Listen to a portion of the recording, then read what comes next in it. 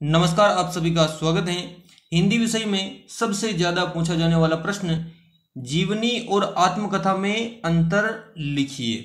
यह प्रश्न कक्षा 9, 10, 11, 12 इन सभी कक्षाओं में और कोई सी भी परीक्षा हो, सभी परीक्षाओं में जो है, फिर चाहे वार्षिक परीक्षा हो, प्री बोर्ड हो, त्रैमासिक हो, अर्धवार्षिक हो, सभी परीक्षाओं में जो है ये प्रश्न पूछा जाता है। और दोस्तों, यह प्रश्न 4 अंक का जो है परीक्षा में आता है।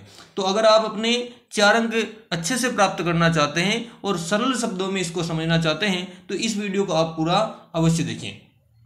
जीवनी और आत्मकथा में जो 4 अंतर हैं वो इस प्रकार हैं।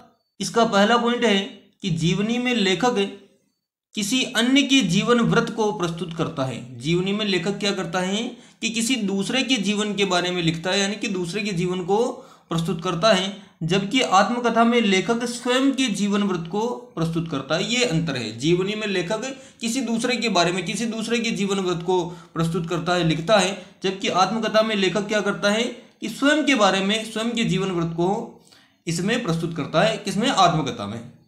जीवनी प्रायः महापुरुषों की लिखी जाती है। जीवनियाँ जो लिखी जाती है वो साधारण पुरुषों की नहीं लिखी जाती, बल्कि किनकी लिखी जाती है? महापुरुषों की लिखी जाती है। और जबकि आत्मकथा जो है, आत्मकथा कोई भी लिख सकता है, कोई भी साधारण व्यक्ति अपनी आत्मकथा लिख सकता है।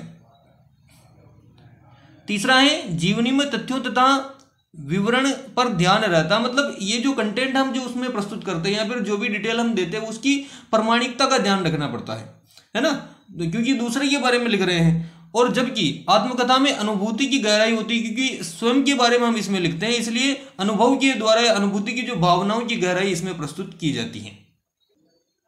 अगला चौथा है कि जीवनी वर्णनात्मक शैली, एक प्रकार की लिखने की एक प्रकार की शैली होती है जिसको वर्णनात्मक शैली कहते हैं। तो उस वर्णनात्मक शैली में जो है जीवनी लिखी जाती है, जबकि आत्मकथा कथानक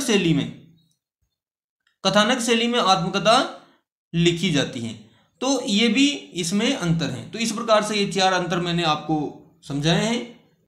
अब दोस्तों, वीडियो के अंत में आपसे एक निवेदन है कि आप हमारे चैनल पर आए, इस वीडियो को देखा, तो अंत में एक छोटा सा निवेदन है कि आप चैनल को सब्सक्राइब अवश्य कर लीजिए, ताकि इसी प्रकार के और महत्वपूर्ण वीडियो आपको मिलते रहे।